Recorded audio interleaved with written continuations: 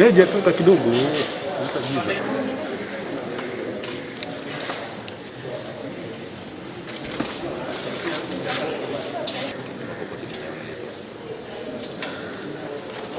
Gogo, stop talking. This is a court.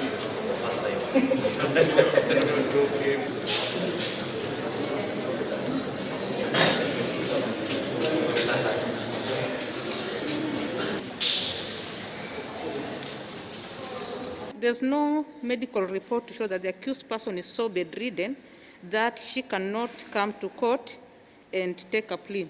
So in that case, in the absence of the medical report, the court will take it that the accused person has deliberately not attended court. In the alternative, the doctor treating the accused to appear in court tomorrow and present a medical report. In the absence of that, the court will go ahead and issue a warrant of arrest. For the first and the second accused, each may be released on bond of Kenya shillings 5 million with one surety of a similar amount.